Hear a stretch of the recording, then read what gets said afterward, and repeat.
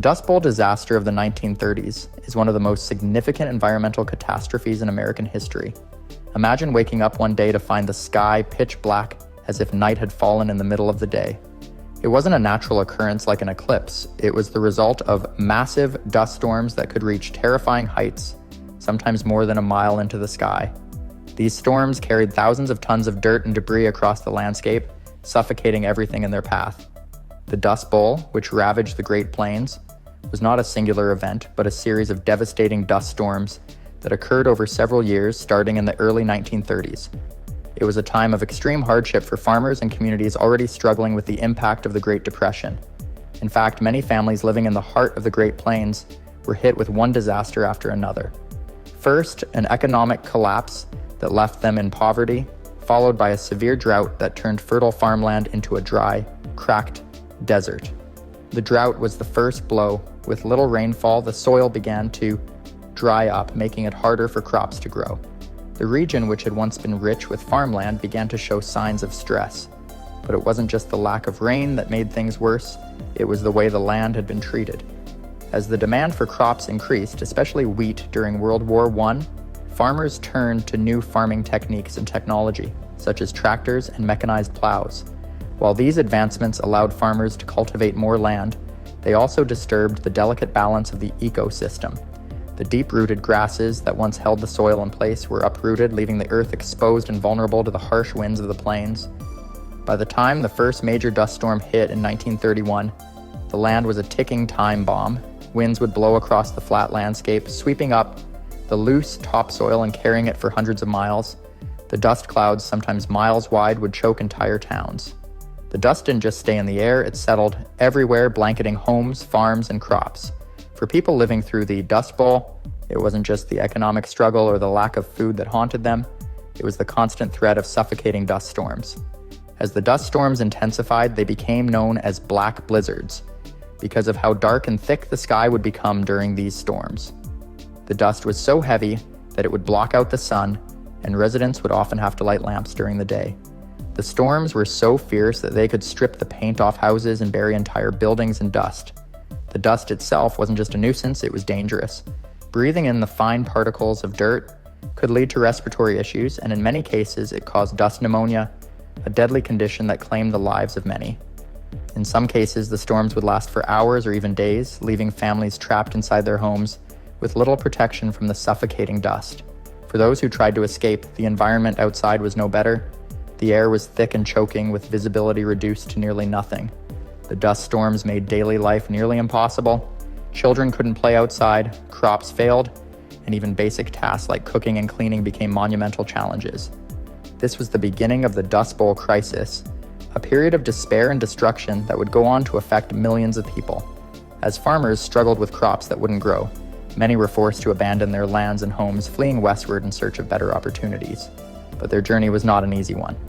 In part 2 of this story, we'll explore the human toll of the Dust Bowl disaster, as families struggled not only with the environmental devastation, but with the social and economic challenges that came with it. As the dust storms grew more intense, the devastating impact of the Dust Bowl was not limited to the land. It began to tear apart the lives of the people who lived there. Farmers and their families had already been struggling with the effects of the Great Depression, and now they found themselves facing an environmental disaster that seemed impossible to overcome. The crops that once fed their families and provided income were now nothing but lifeless husks, the soil beneath them reduced to dry, barren dust. The human toll was immense. With crops failing and the soil eroding away, many farmers found themselves unable to provide for their families. Desperate for a solution, some turned to the government for assistance, but help was slow to come. By the time the storms hit full force, it was clear that life as they knew it was no longer possible for the people of the Great Plains. Families who had farmed the land for generations were forced to abandon their homes and livelihoods. The journey to find new opportunities was long and grueling. The roads leading out of the Dust Bowl were lined with families and old cars, often filled with nothing more than the clothes on their backs and a few meager belongings. These refugees became known as Okies, even though they came from all over the affected states, including Oklahoma, Texas, Kansas, and Colorado. They were searching for a better life, but they were often met with hostility and resentment. In the early stages of the migration, many of the refugees hoped to find work in the agricultural fields of California, which was seen as a promised land for those seeking refuge from the Dust Bowl. However, they quickly realized that the golden opportunity they had dreamed of was out of reach. In California, they found competition for jobs was fierce, and the work that was available was often low-paying and difficult. Migrant workers were not welcomed with open arms. Locals viewed the influx of refugees as a burden, taking jobs and using up already limited resources. The conditions that the refugees faced in California were nothing short of dismal. Many of them had no choice but to live in makeshift camps. Sometimes in the most squalid conditions, these camps were overcrowded, with little access to basic necessities like water, sanitation, or healthcare.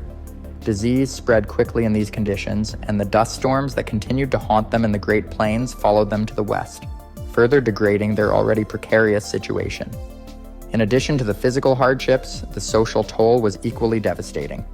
The migration of so many people caused significant social strain, with communities in California and other states struggling to support the large number of displaced families. Tensions rose, and the refugees found themselves alienated, often treated as outsiders, or even blamed for the economic struggles of the local population. The Dust Bowl not only displaced people, but also destroyed the way of life that had been established for generations. Entire towns in the Great Plains were abandoned, as the residents left in search of a better future. Schools closed, businesses shut down, and once bustling communities became ghost towns. The land that had once been rich with crops was now a vast wasteland, leaving behind nothing but memories of a time when the Great Plains had been a hub of agricultural prosperity. While many of the refugees managed to make new lives in other parts of the country, others never returned to the land they had lost. The Dust Bowl had not only caused environmental devastation, but also led to the breakdown of entire communities. Families had to come to terms with the fact that the land they had cultivated for generations was no longer capable of sustaining them. By the mid-1930s, the federal government began to recognize the full extent of the disaster and took some steps to address the human toll. The government created programs to provide temporary relief for migrant families and encouraged them to relocate to other regions with better farming opportunities. These efforts, however, could not undo the psychological scars that had been left by the experience. In Part 3, we will look deeper into the environmental damage caused by the Dust Bowl and explore how the devastation of the land led to the further degradation of the lives of those affected. The story of the Dust Bowl is not only about the land, but also about the resilience of the people who had to adapt, survive, and rebuild in the face of one of the most catastrophic natural disasters in American history. As the Dust Bowl progressed throughout the early part of the 1930s, the environmental destruction began to spiral out of control. The Great Plains, which had once been fertile and lush with crops, had become a barren landscape. What had once been a sprawling agricultural region, home to wheat, corn, and other crops, was now being slowly devoured by wind and dust. The impact of this widespread soil erosion and desertification was nothing short of catastrophic, not only for the land itself, but for the livelihoods of the families who depended on it. One of the primary causes of this environmental catastrophe was the failure to recognize the delicate balance required to maintain the soil. For years, farmers had been plowing the land with little regard for sustainable practices. The introduction of mechanized farming equipment, such as tractors, made it easier to cultivate the land, but also led to the destruction of native grasses that once held the soil together. With the grasses gone and no proper crop rotation or other soil conservation techniques in place, the earth became loose and vulnerable to the wind. As the drought of 1931 to 1933 gripped the Great Plains, these factors combined with record-high temperatures to create the perfect storm for dust storms, or black blizzards, to form. When these storms occurred, they would whip through the air at speeds of over 60 miles per hour, often rising up to 1 mile high, carrying dust and debris for hundreds of miles. The dust was so thick that it would turn day into night, and people would be unable to see more than a few feet in front of them. These storms were not just inconvenient, they were dangerous. With every storm, the topsoil, which was once rich and fertile, was blown away. The crops that remained in the fields were suffocated, unable to grow in the thick layers of dust that covered everything. The winds did not just tear through the fields, they tore at the very essence of the land, eroding the topsoil and leaving nothing but a dry, cracked surface beneath. Once proud farmland became wasteland, incapable of sustaining life. The environmental toll was not just on crops and soil, It also severely affected the wildlife of the Great Plains. Animals, such as birds and small mammals, either fled to other areas or died from the lack of food and shelter. The region's once thriving ecosystems, which relied on the moisture and balance of the land, began to disintegrate. The air quality also suffered as dust storms released particles that made breathing difficult and even dangerous. Respiratory illnesses, such as dust pneumonia, became widespread, particularly among children and the elderly, who were most vulnerable to the polluted air. For farmers, the collapse of their land felt like the loss of everything they had worked for, everything they had built their lives around. The cycle of dust storms and crop failure dragged on year after year, creating a sense of hopelessness. In many cases, it was not just the financial losses that devastated families. It was the emotional and psychological toll of watching the land that had been home for generations turn against them. Entire towns were abandoned. As the once thriving agricultural hubs of Oklahoma, Texas, Kansas, and Colorado became ghost towns. The land that once yielded crops now seemed to curse those who attempted to farm it. The government's slow response to the disaster made the situation even worse. During the early years of the Dust Bowl, there was no coordinated effort to address the soil erosion or offer any aid to the devastated farmers. It wasn't until the middle of the 1930s that the government took significant steps to try to mitigate the damage. But by then, the worst effects had already been felt. The environmental destruction caused by the Dust Bowl not only changed the landscape permanently, but also set the stage for a broader reevaluation of farming practices across the United States. The lasting impact of the Dust Bowl's environmental devastation was felt long after the dust storms subsided. The region was left scarred, with many parts of the Great Plains experiencing continued soil degradation. It took years of concerted effort to restore the land to some degree of fertility, and even then, the lessons learned from the Dust Bowl would have a lasting influence on agricultural policy and conservation practices.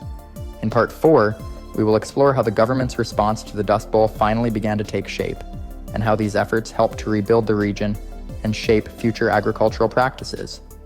The lessons learned during this time were crucial in preventing similar environmental disasters from occurring in the future. However, it was the resilience and determination of the people who lived through the Dust Bowl that made the most lasting impact. By the mid-1930s, the effects of the Dust Bowl were becoming painfully clear. Entire regions of the Great Plains were left devastated, and farmers were struggling to survive. However, as the worst of the storms began to subside, efforts to rebuild and recover began to take shape. One of the most crucial turning points came in 1935, when the federal government took decisive action to address the environmental crisis. Recognizing that the Dust Bowl was more than just an agricultural issue, but a national disaster affecting thousands of people, the government began implementing significant changes. The creation of the Soil Conservation Service in 1935 was a key response. The service was established to teach farmers better land management techniques and help restore the land.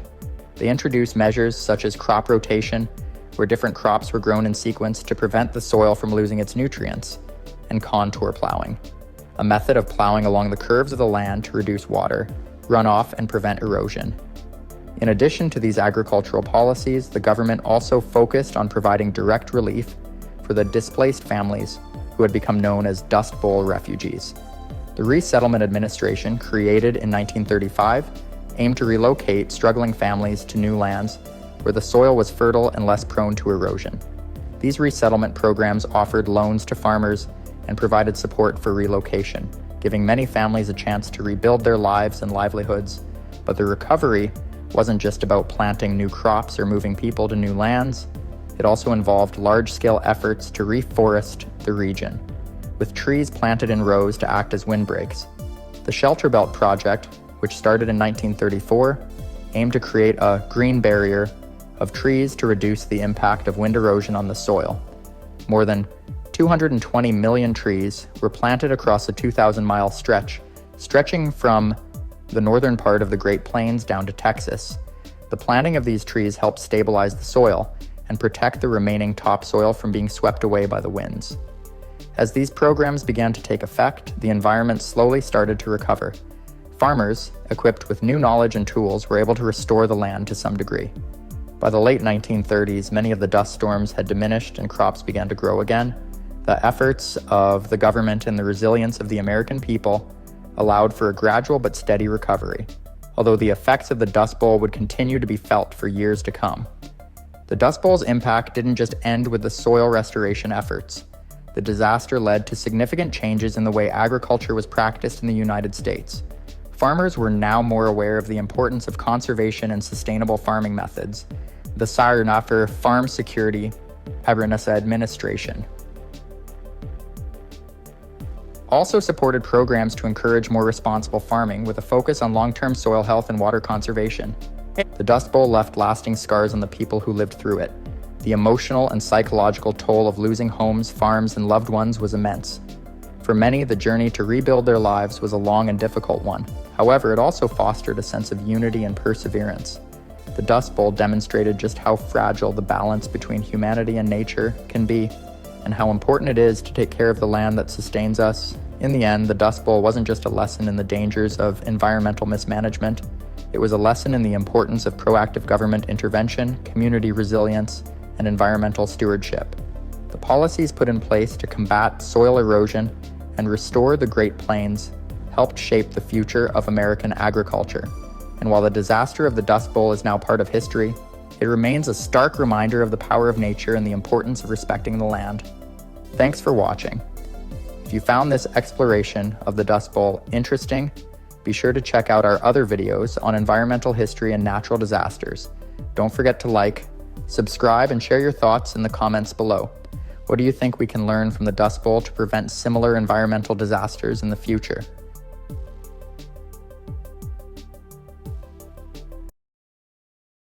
The story of the Mount St. Helens eruption in 1980 is one of nature's most powerful and unforgettable moments. Before it erupted, Mount St. Helens had been a quiet and dormant volcano for over 100 years.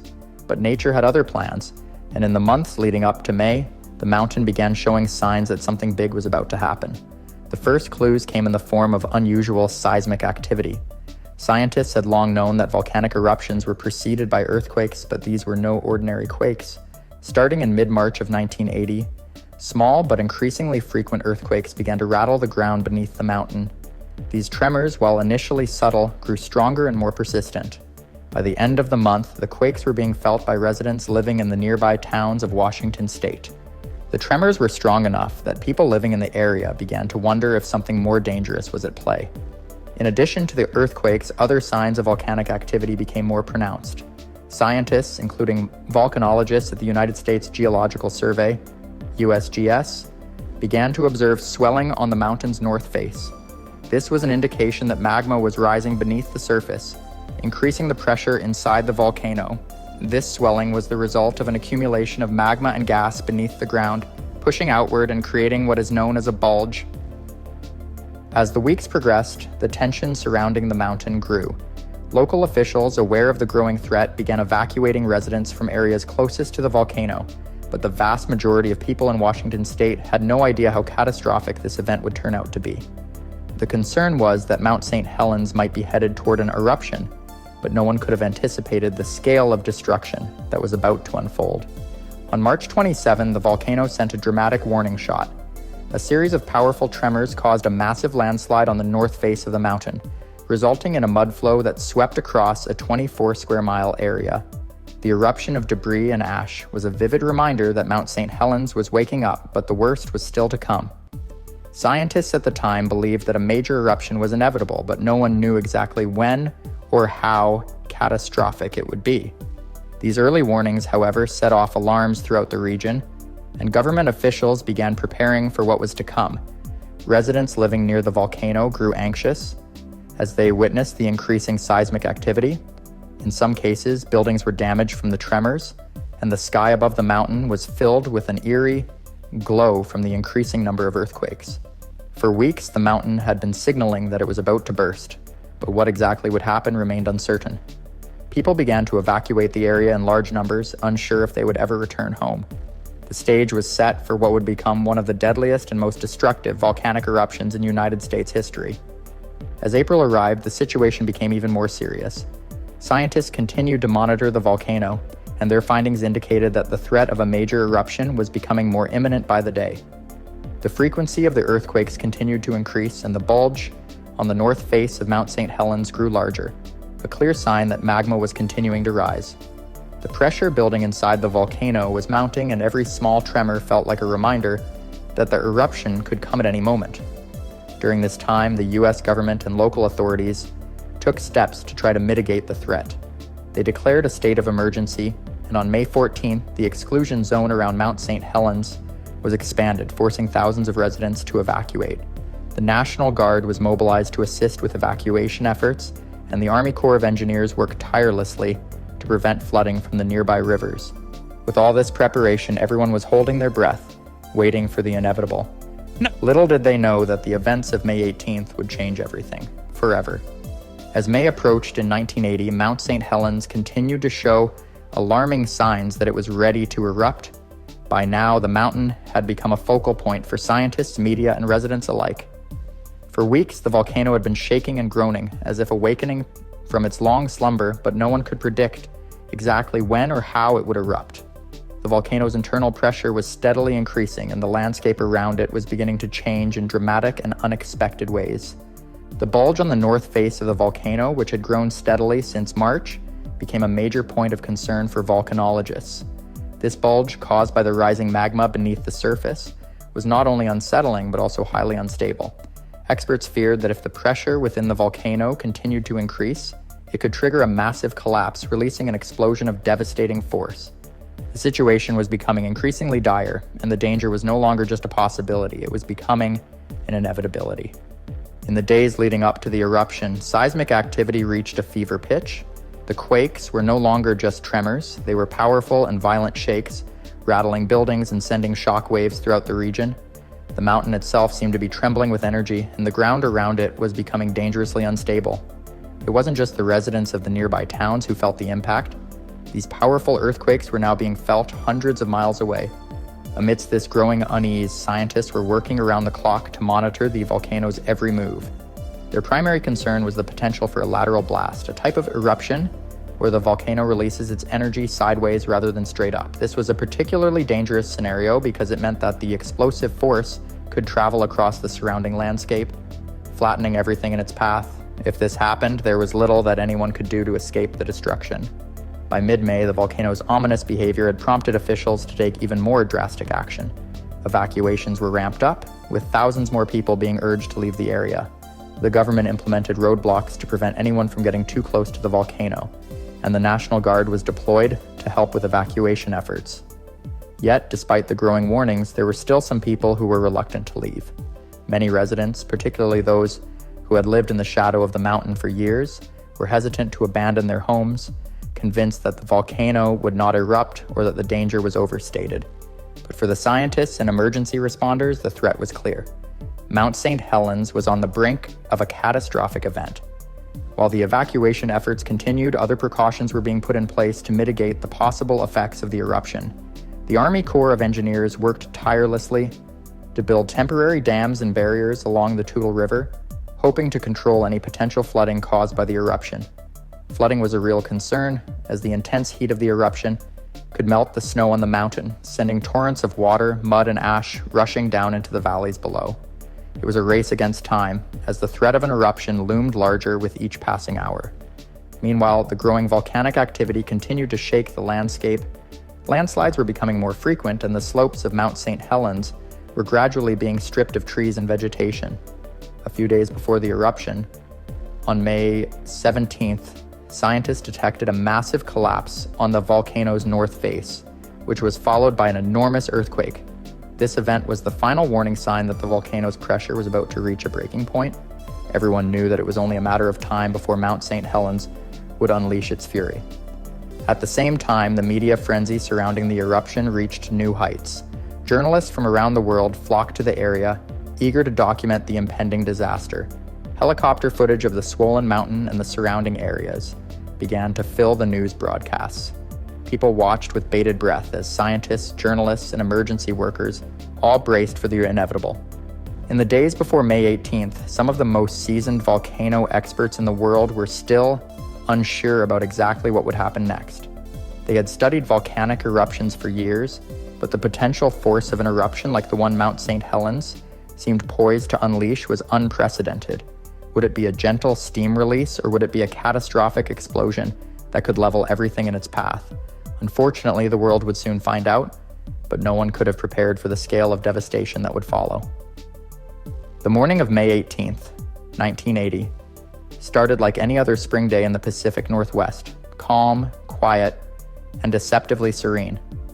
But beneath the surface, Mount St. Helens was preparing to unleash its fury.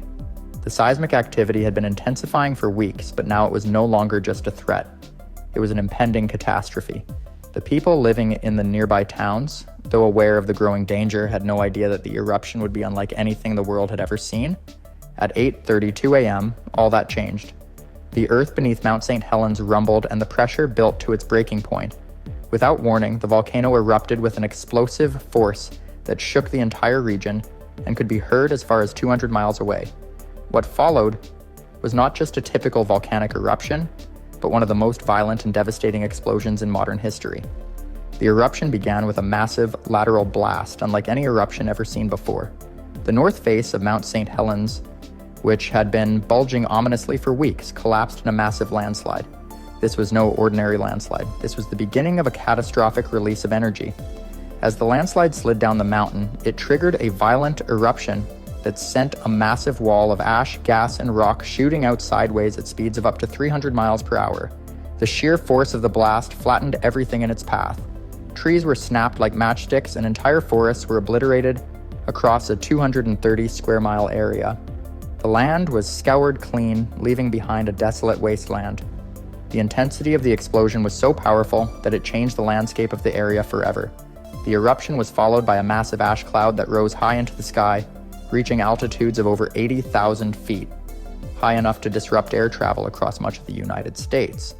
The cloud of ash spread quickly, darkening the skies and blocking out the sun. For those near the volcano, the skies turned an eerie, sulfurous yellow, and the air grew thick with ash, making it difficult to breathe. As the ash began to settle, it became clear just how catastrophic the eruption had been. The initial blast had been just the beginning. Over the course of the next 9 hours, Mount St. Helens continued to erupt, sending more ash and debris into the atmosphere and creating pyroclastic flows, fast-moving avalanches of hot gas, rock, and ash that raced down the mountainside. The eruption's energy was so intense that it was equivalent to the explosive power of 1,600 Hiroshima-sized atomic bombs. As the ash continued to spread across the region, it brought with it darkness and chaos. The thick ash cloud affected not just the local communities, but also areas hundreds of miles away. In Seattle, more than 200 miles to the northwest, the sky darkened to an unnatural twilight, and the air was thick with dust. Roads were covered in ash, and the landscape was completely transformed. The eruption was felt across the western United States, with ash falling as far as Colorado. It was a surreal, apocalyptic scene, one that seemed to stretch on for days. While the eruption raged on, the immediate aftermath was devastating. The shockwave of the explosion reached as far as the nearby towns, and the surrounding area was quickly blanketed in ash. By the time the eruption had subsided, the town of Spirit Lake was unrecognizable. The lake itself had been choked with debris, and entire sections of forest had been obliterated. Rescue efforts became nearly impossible, as the ash created an impenetrable layer over the land, burying roads, homes, and anything else in its wake.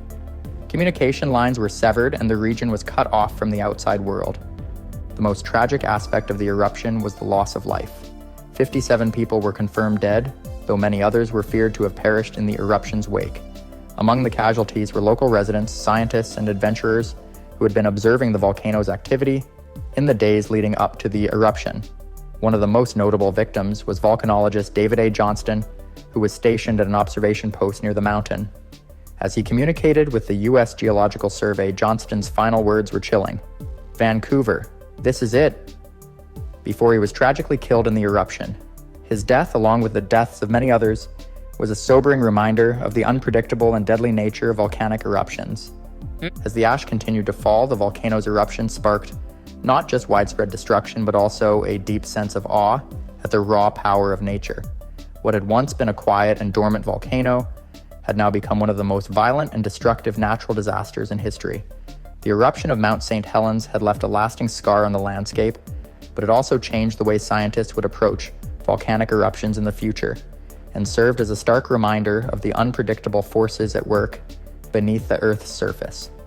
The eruption of Mount St. Helens on May 18, 1980, had forever altered the landscape of Washington state, but the true scale of its aftermath was not fully realized until days, months, and even years later. The immediate devastation left behind was staggering. The once thriving forested areas were now reduced to barren wastelands, stripped of vegetation, wildlife, and the towering trees that had defined the region for centuries. Entire ecosystems were wiped out, and the Earth itself was left scarred, as if nature had been reset in an instant. In the wake of the eruption, the human toll was devastating. The loss of 57 lives, many of whom had been in the danger zone despite evacuation orders, was just the beginning of the broader, long-term consequences. Hundreds of homes were destroyed, and entire communities found themselves displaced, with people left to rebuild their lives from the ground up. The destruction of the timber industry alone was a blow to the region's economy, as vast swathes of forest land had been decimated. The ash fall, which had blanketed homes, farms, and businesses for miles, had further disrupted daily life, causing widespread destruction of crops and infrastructure. The environmental impact was also catastrophic. The blast zone, once rich in flora and fauna, was now a vast, lifeless expanse. The loss of vegetation meant that the soil would no longer be able to support agriculture, and it would take years for nature to begin the slow process of recovery. The ecosystems that had existed for centuries were disrupted, and many species of animals, including some native to the area, were forced to adapt or perish. Spirit Lake, a pristine natural wonder that had been a popular recreational spot before the eruption, was severely affected. The massive mud flows, which had poured into the lake during the eruption, raised its water level significantly and caused debris to flood its shores. The once beautiful lake was now clogged with ash, logs, and other debris. The volcanic ash, which had fallen over 11 states, also had a profound impact on both the local and national level. The ash cloud, which reached high into the atmosphere, disrupted air travel, forcing airports to close and delaying flights for days. It was so thick that it caused the sky to turn dark, even in cities far from Mount St. Helens. On the ground, the ash created a choking haze that made it difficult to breathe, with residents wearing masks and trying to protect themselves from inhaling the dangerous particles. The ash also contaminated drinking water supplies, and it took months for affected communities to restore normal services. Many areas had to undergo extensive cleanup efforts as the fine ash found its way into everything: homes, businesses, and even the engines of vehicles, which caused mechanical failures and accidents. The economic effects of the eruption were felt across the Pacific Northwest, especially in the timber industry, which had been one of the region's largest sources of income. With vast tracts of forest destroyed, the timber industry faced significant challenges in its recovery. It would take years to restore even a fraction of the lost forest, and the region's economy was forced to adjust to the new reality of a world without the towering trees that had once stood proudly along the mountainsides. Despite the overwhelming loss and destruction, Mount St. Helens also became a symbol of resilience and renewal. Over time, the area began to recover. Volunteers, scientists, and local communities worked together to rebuild roads, clean up debris, and restore services. Scientists, too, saw the eruption as an opportunity to study the rapid changes to the ecosystem and the rebirth of the land. Over the decades that followed, the landscape slowly began to show signs of life once again, with new plant species growing and animals gradually returning to the region. It became a living laboratory where researchers studied the resilience of nature and the ability of ecosystems to recover from catastrophic events. While the recovery process took years, the eruption also provided vital lessons for the scientific community. The eruption of Mount St. Helens demonstrated the unpredictability of volcanic activity and the importance of monitoring volcanoes closely. The disaster prompted changes in volcanic monitoring methods, as well as improvements in early warning systems for residents living near active volcanoes. The lessons learned from Mount St. Helens helped save countless lives in future eruptions and made the world more prepared for volcanic events. Though Mount St. Helens has slowly healed over time, it remains an enduring reminder of the power of nature and the unpredictable forces that shape our planet. The eruption was a humbling moment in history, one that left scars on the land and the people who witnessed it, but also gave birth to new opportunities for scientific discovery and environmental renewal.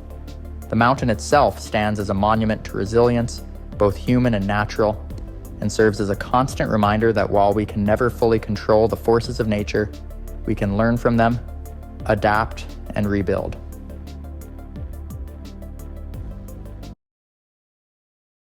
On October 17, 1989, the San Francisco Bay Area was rocked by one of the most destructive earthquakes in American history.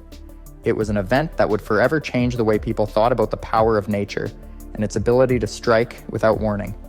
The earthquake, known as the Loma Prieta earthquake, had a magnitude of 6.9 and caused over $6 billion in damage. It left a deep scar on the region and triggered a wave of changes that would shape the future of earthquake preparedness and urban infrastructure in the United States.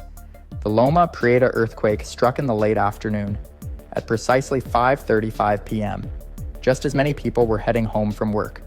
It was during this rush hour when the earthquake's timing would prove to be especially devastating. The shaking lasted only 15 seconds, but during that brief period, it felt as though the ground itself was being torn apart.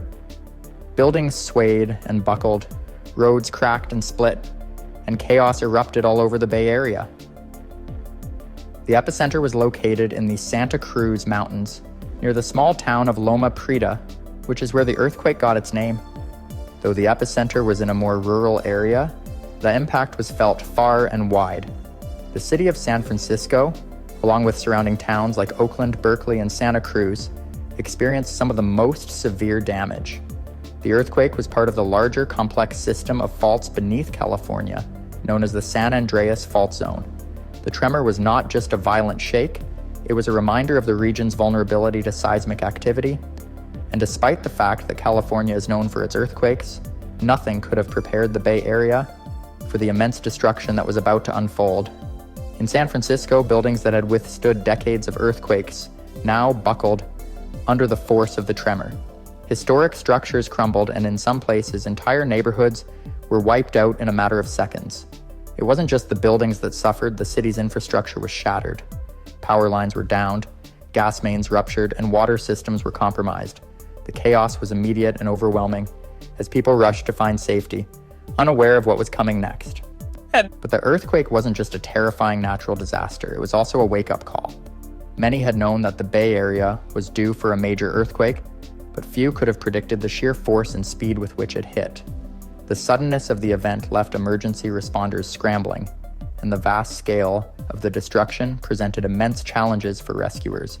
For many, the reality of the earthquake's devastation didn't truly hit until hours later, when the extent of the damage became clear. As the dust began to settle and the ground stopped shaking, the people of the Bay Area were left to assess the damage. Buildings were reduced to rubble, roads were impassable, and communities were isolated. In some areas, the ground itself had shifted so violently that entire streets were cracked and lifted from their foundations. It was a stark reminder of the raw, uncontrollable force of nature. In the coming days, the toll of the Loma Prieta earthquake would be made clear. Over 60 people were confirmed dead, with thousands more injured. The destruction would continue to disrupt the region for weeks, if not months, as recovery and rebuilding efforts took hold. The emotional impact of the earthquake was profound, but so too was its effect on the physical landscape. San Francisco, Oakland, and other affected areas would face the difficult challenge of not just rebuilding, but learning from the experience. They would come to understand, more than ever before, how vital it was to be prepared for the unexpected. The Loma Prieta earthquake was a tragic event, but it also marked the beginning of a new era in earthquake awareness. It set in motion a series of changes in construction standards, emergency response protocols, and public safety campaigns. It became clear that no region, no matter how prepared, could ever truly be ready for the next big one. But with every lesson learned, the hope was that the devastation could be minimized and future generations could face earthquakes with a better understanding of what to do when disaster strikes. What made the Loma Prieta earthquake so memorable wasn't just its strength or the damage it caused, but how it changed the way we think about natural disasters. It would become one of the most important events in California's history, leaving an indelible mark on the people who lived through it and the generations that followed. As the tremors of the Loma Prieta earthquake faded away, a quiet panic began to set in. What had just happened? What was the extent of the damage? The chaos was overwhelming. In the moments following the earthquake, San Francisco and the surrounding Bay Area were thrown into disarray. People, disoriented and afraid, scrambled to make sense of the destruction around them. The sound of sirens filled the air as emergency responders rushed to help, but the scale of the disaster soon became evident. Rescue teams would soon find themselves working under nearly impossible conditions. The epicenter of the earthquake was located in the Santa Cruz Mountains, but the damage was felt as far away as Sacramento and parts of Southern California. The earthquake lasted only 15 seconds, but in those moments it caused immense destruction. It was a reminder of how quickly things can change and how unprepared even the most modern, well-established cities can be for the wrath of nature. The city of San Francisco, already a bustling metropolis, was now in a state of emergency. Major thoroughfares like the Bay Bridge and the Golden Gate Bridge were affected. With transportation lines cut off, getting supplies into the city was impossible. The Bay Bridge, which connects San Francisco with Oakland, was severely damaged. The upper deck of the bridge collapsed onto the lower deck, creating a deadly mess of twisted steel and concrete. The bridge's collapse made it impossible for people to move between the cities, cutting off essential routes for rescue teams, emergency supplies, and medical aid. People who were stranded on the bridge had no choice but to wait for help. In neighborhoods close to the epicenter, the destruction was far worse. Buildings were reduced to rubble, leaving residents trapped under tons of debris. Entire city blocks were destroyed in a matter of seconds. Roads that were once smooth and easily navigable were cracked and displaced, making it nearly impossible for emergency vehicles to reach those in need of help. The damage wasn't just confined to buildings, it was the entire city's infrastructure that had taken a hit. Power outages blanketed the city, leaving thousands without electricity, which was crucial for medical facilities, hospitals, and rescue teams trying to save lives. Santa Cruz, a city about 30 miles south of the epicenter, was hit especially hard. The downtown area, which had been full of history and character, was now reduced to piles of rubble. One of the most iconic buildings in the city, the Pacific Garden Mall, had been partially destroyed. What had once been a bustling shopping center was now an eerie ghost of its former self, with walls collapsed and debris scattered across the streets. Local residents and business owners were now faced with the daunting task of figuring out how to survive in an area where nothing was safe. As night began to fall, the full extent of the damage became clearer. In addition to the collapsed buildings and broken bridges, fires broke out across the city. Gas lines that had been ruptured during the quake ignited, spreading flames quickly across neighborhoods. Firefighters, already overwhelmed with rescue operations, now had to contend with fires that seemed to multiply by the hour. The thick smoke from the flames made it difficult to see and breathe, creating even more chaos in an already chaotic situation. Meanwhile, search and rescue operations were launched in full force. Emergency crews worked around the clock, sifting through the debris in search of survivors. Time was of the essence, as each passing hour brought the risk of further casualties.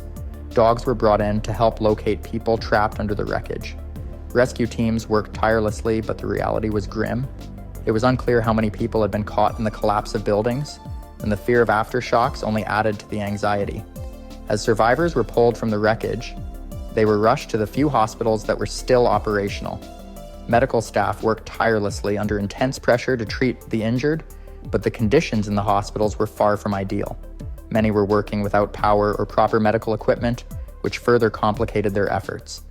Across the Bay Area, stories of heroism began to emerge. Ordinary citizens stepped up in extraordinary ways, helping their neighbors and strangers alike.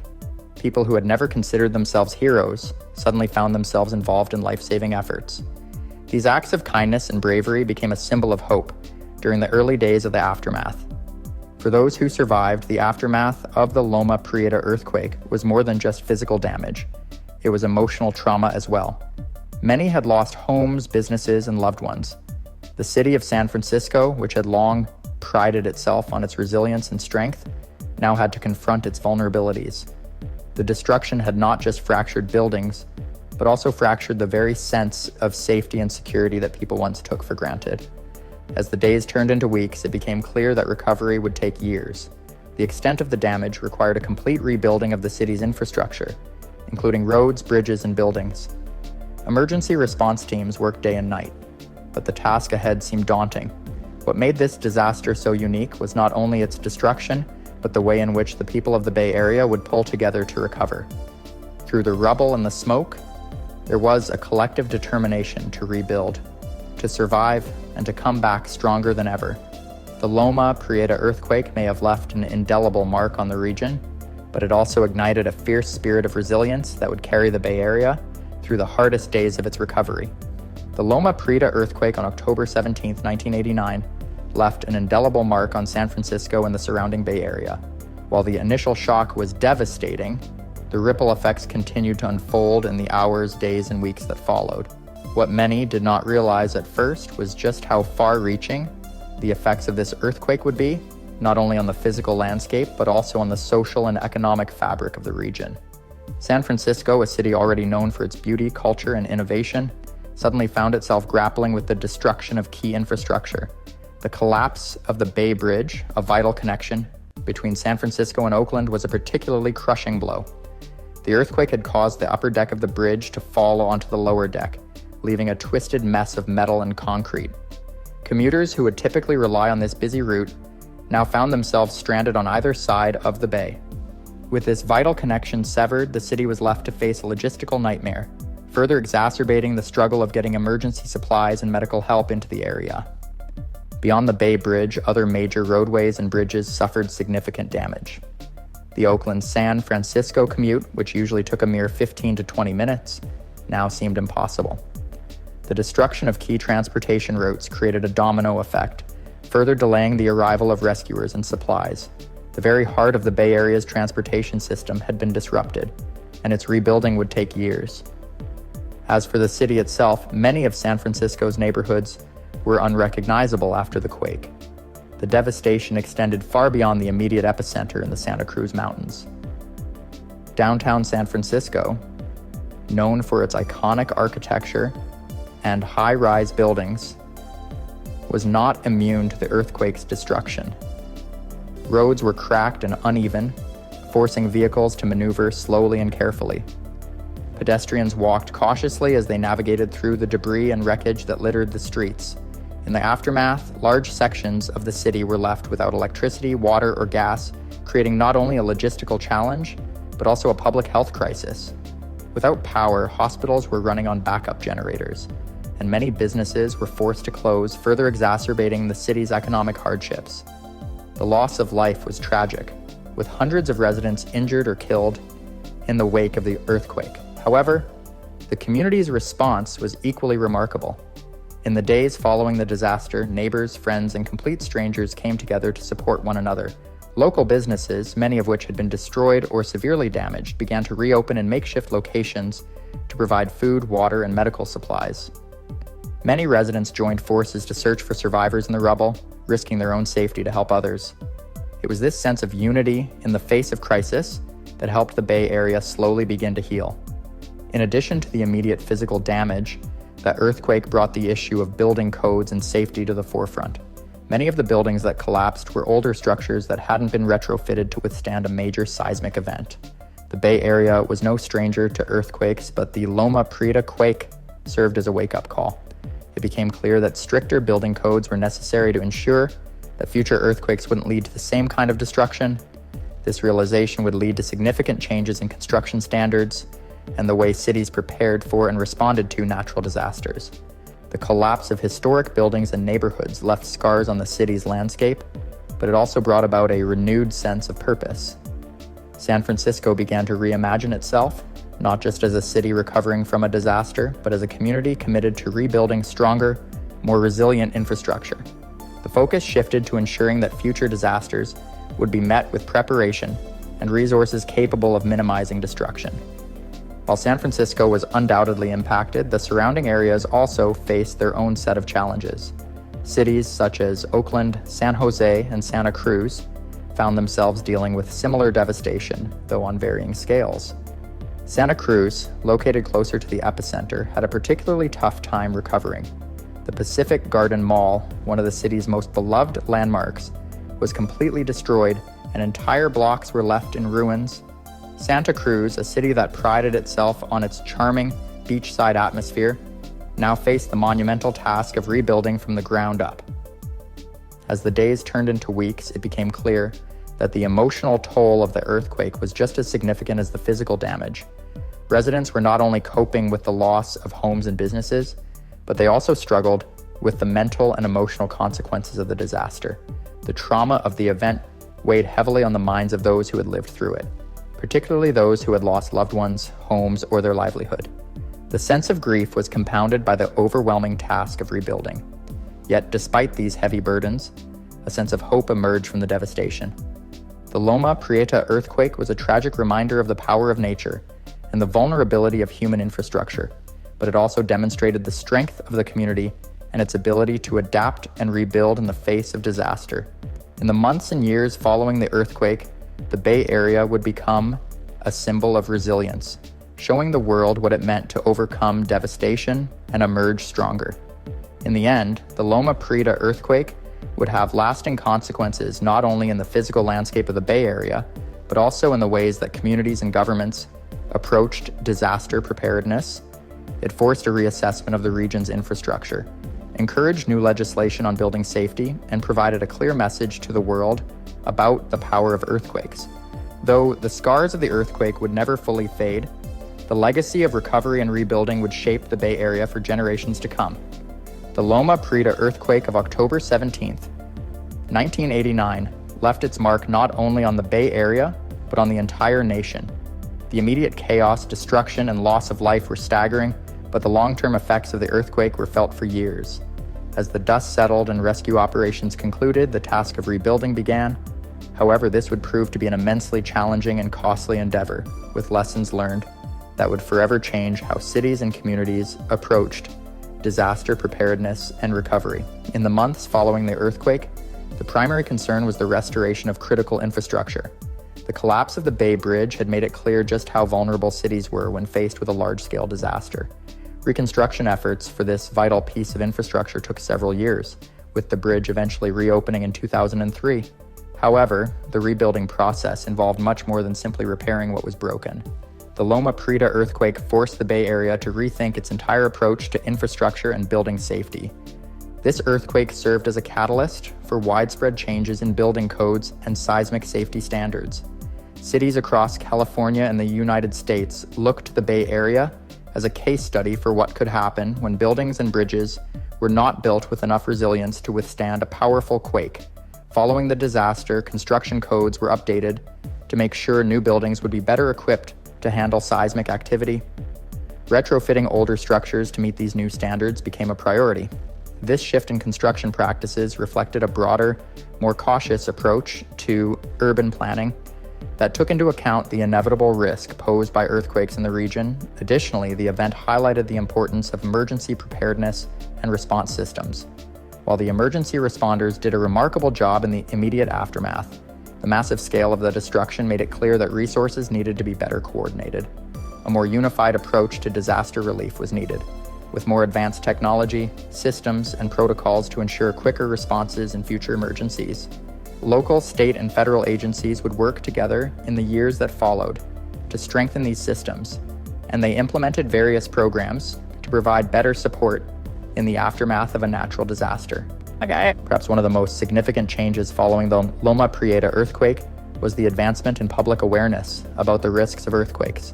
Prior to the event, many people in California, particularly those in the Bay Area, had grown complacent, assuming that an earthquake of such magnitude was unlikely. The Loma Prieta earthquake shattered this false sense of security and became a stark reminder of the region's vulnerability. Educational campaigns were launched to inform the public about earthquake preparedness, emphasizing the importance of having emergency kits, knowing evacuation routes, and ensuring homes and buildings were as earthquake-resistant as possible. Another long-term consequence was the economic impact on the Bay Area. Many businesses, particularly small local establishments, faced devastating losses. Entire neighborhoods had to be rebuilt, and the cost of doing so was astronomical. The overall economic damage caused by the earthquake was estimated at over $6 billion, making it one of the costliest natural disasters in U.S. history. While insurance helped cover some of the costs, many residents and business owners were left struggling to rebuild their lives from the ground up. This financial burden would take years to overcome, and in some cases, families and businesses would never fully recover. For some residents, the emotional toll was just as severe. The trauma of surviving such a destructive event left deep psychological scars. Many of those who experienced the earthquake firsthand struggled with feelings of anxiety, loss, and grief in the months that followed. The mental health effects were widespread, particularly among those who lost family members, homes, or businesses. Local organizations worked tirelessly to provide counseling and support, but it was clear that the emotional recovery would take just as long, if not longer, than the physical rebuilding. Despite the immense challenges, the response to the Loma Prieta earthquake also demonstrated the strength and resilience of the Bay Area's communities. Volunteers from across the nation came to offer their help, with people from all walks of life working together to support those affected. Communities that had been torn apart by the earthquake slowly began to rebuild, and residents took pride in their ability to persevere. The earthquake, while devastating, became a symbol of the human spirit's ability to recover in the face of catastrophe. As time passed, the Loma Prieta earthquake would also have an impact on how future natural disasters were handled. The lessons learned from this event that would influence how cities across the world prepared for earthquakes and other natural disasters. Emergency management strategies were refined, and a greater emphasis was placed on building stronger, more resilient communities.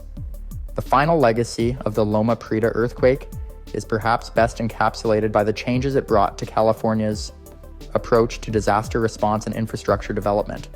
The disaster was a wake-up call that pushed the region and the world to rethink how we build, how we prepare, and how we recover from natural disasters. Today, thanks to the lessons learned during that fateful October day, the Bay Area is stronger, more resilient, and better equipped to face the next inevitable earthquake. The Loma Prieta earthquake remains a defining moment in American history, not just for the destruction it caused, but for the lessons it taught us about the fragility of human-made structures and the power of nature. While the scars of the disaster still remain, they serve as a constant reminder of our vulnerability, our strength, and our ability to rebuild in the face of adversity. The resilience of the Bay Area and the nation as a whole was tested in the aftermath of the Loma Prieta earthquake, and the lessons learned continue to shape how we prepare for the challenges of tomorrow.